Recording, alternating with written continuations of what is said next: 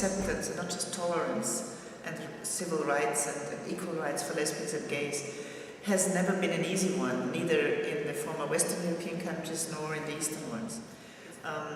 But it is true that in the new member countries, the situation that lesbians and gays are out in the public, that they want to do pride marches, that they demand equal rights, is something rather new to these societies. Because until 1989 or 1990, usually lesbian and gay issues were seen as like Western decadent deviance or something like that. So when governments or local mayors like in Warsaw or in Krakow or in Riga prohibit lesbian and gay pride marches, I think that is really problematic. And especially if then, for example, the police doesn't protect the people who march. And I myself was in Riga this July in 2006 and realized how little protection the police gave to the pride marches. And I talked with some people and some said, yes, but we don't like these fags on the streets and men look like women, etc. We do not want that. But reality would have been that there would have been a lot of gay men in drag. Yeah? It would have been regular people. Yeah? And so I think there's still a lot of work to do, and it's necessary that EU as such, but also EU member governments, be very clear about that homophobia is not, we have in German a word that says Kavaliersdelikt. It's not a crime that you just sort of twinkle an eye and say, oh well, let's forget about it. Yeah? But that it is discrimination and that it's simply not accepted within the European Union.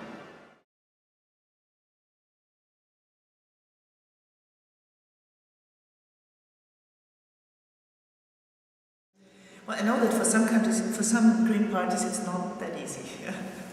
But I mean, many parties, and also the Greens, they have to get used to lesbians and gays being open within their own parties and demanding equal rights. But that has to do with the process also in society at large, that people learn to accept us and learn to know that we're people like everybody else, and that we just simply we fall in love with people of the same sex, so what?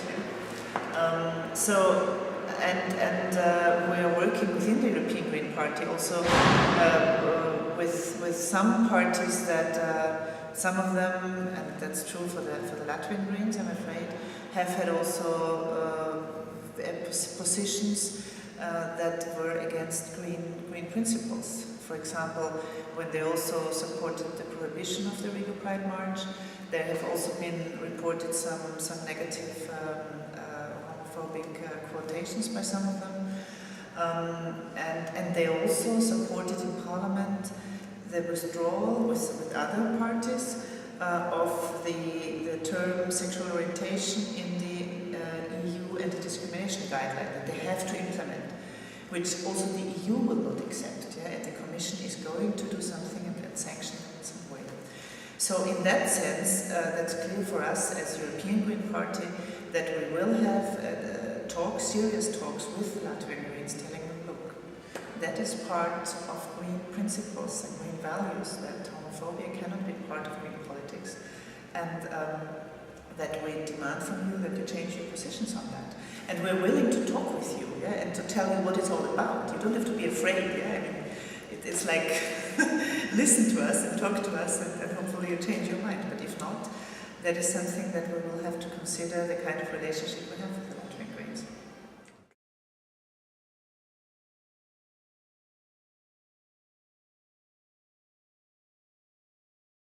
I've been out since I went into politics. I've been out all my life. I mean, as soon as I realized it was rather late. But then I always thought I wouldn't want to hide the fact that I'm a lesbian, because I didn't know why. Maybe one of the good things was I never had, as a youngster, a young woman, I never had negative images of lesbians. Yeah? So it was not something that I was either scared of or thought that people would look at me badly because of that. Yeah? I just had sort of said, oh, well, why not? Yeah? So I decided from the beginning that I would be open about it, but also not as as a kind of political statement, because for Greens I think there have been two aspects in the struggle for lesbian and gay equal rights. One is the legal issues, and the other one is visibility. Because when I grew up, I didn't know any lesbians simply.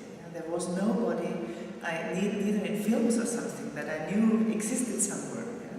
And I think that hurts a lot of youngsters when they have their coming out phase. If they do not know anybody, many of them think they're alone. So I felt that that's also important for me to be out, and to say, yes, that's the way I am. Sometimes with delegations from different countries, especially where there's a lot of discrimination against lesbians and gays, I bring up the topic and demand some things from them. So then I can see some of my Austrian colleagues, they realize, oh yes, she's a lesbian.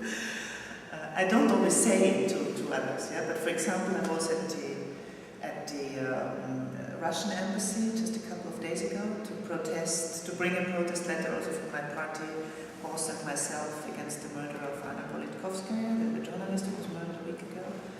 And I also talked about the issue of the things happening, the events around the Moscow Pride Parade, which was prohibited. And there I told them, well, as you might know, I'm a lesbian. They knew anyway. So it's something I bring into the field when I think it helps. But I don't necessarily go everywhere and say I'm a lesbian. That's why, because it's a political demand anyway, no matter